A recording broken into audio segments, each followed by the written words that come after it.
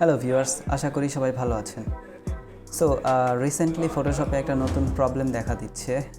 আমি একটু দেখাচ্ছি। এরকম একটা প্রবলেম আসে, তাই না?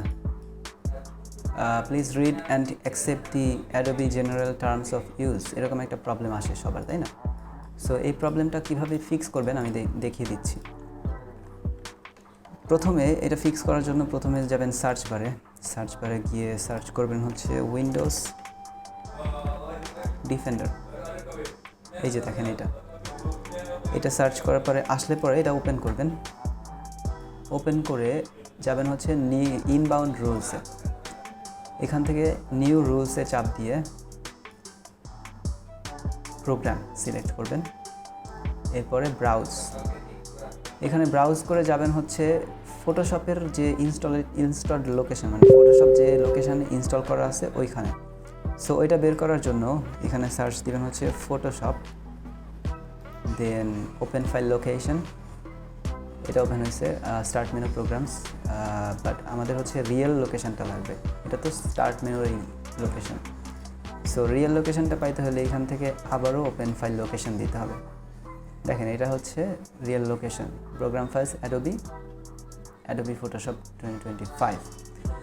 সো এই উপর থেকে এই অ্যাড্রেসটা হচ্ছে কপি করবেন। কপি করে এই যে এখানে পেস্ট করবেন। পেস্ট করে এই ব্রাউজে চাপ দিলে হচ্ছে এই লোকেশানে চলে আসবে।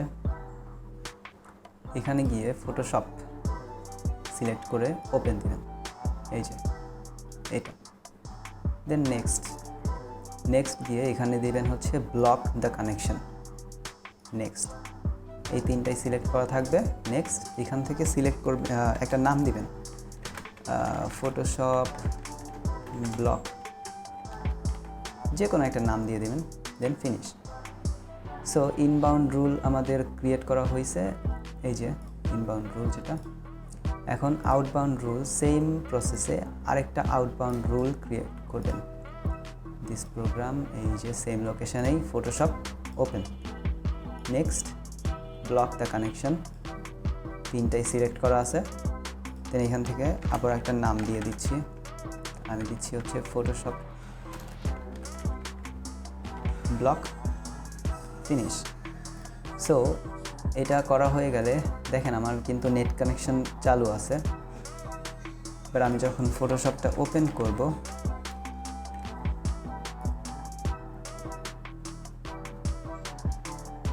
দেখেন ফটোশপ কিন্তু নর্মালি ওপেন হয়েছে। দেন আমি কোনো একটা প্রজেক্টও ওপেন করতে পারি এখান থেকে, কোনো প্রবলেম নেই। দেখেন এররটা কিন্তু দেখাচ্ছে না, আমি নিজের মতো কাজ করতেছি। সো ভিডিওটা যদি ভালো লেগে থাকে, আপনাদের প্রবলেম যদি সলভ হয়ে থাকে, তাহলে ভিডিওতে একটা লাইক দিবেন আর সাবস্ক্রাইব করে রাখবেন। আর ইনকেস যদি আপনার ক্ষেত্রে প্রবলেমটা সলভ না হয়ে থাকে, তাহলে অবশ্যই কমেন্ট করবেন, আমি আরেকটা সলিউশন আপনাদেরকে দিয়ে দিব। ধন্যবাদ।